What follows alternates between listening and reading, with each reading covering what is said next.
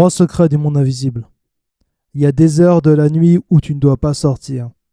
Il y a beaucoup de personnes que tu vas voir dans la rue, aux stations de métro ou même dans d'autres lieux. Tu penses que ce sont des êtres humains, mais ce sont des djinns qui ont pris l'apparence d'un être humain. Ça peut paraître assez fou, mais il faut le savoir. Sur quoi, dans la tradition africaine, il est recommandé de ne pas sortir très tard dans certaines heures, car il y a beaucoup de choses qui se passent dans ce monde où les gens pensent que c'est uniquement du physique, mais la réalité qu'on expérimente est à 99% spirituelle. Et c'est pourquoi il y a des heures de la nuit où tu peux rencontrer donc des personnes qui pensent être que ce sont des êtres vivants, mais ce sont des esprits, des djinns.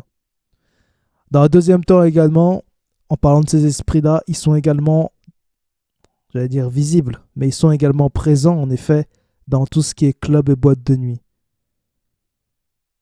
Je ne vais pas te faire peur à te sortir tous les anecdotes que j'ai vues dans ces environnements, mais simplement pour te dire que les trois quarts des personnes que tu vois là-bas sont soit possédées, soit ce ne sont même pas des humains.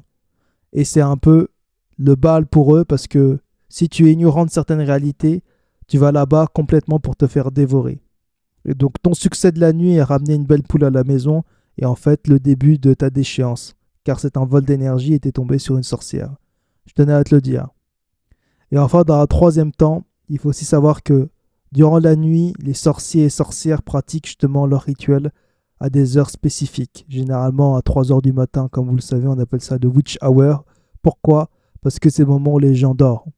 Donc, à partir du moment où les gens dorment la nuit, c'est là où les rituels commencent. C'est pourquoi il est important de se protéger.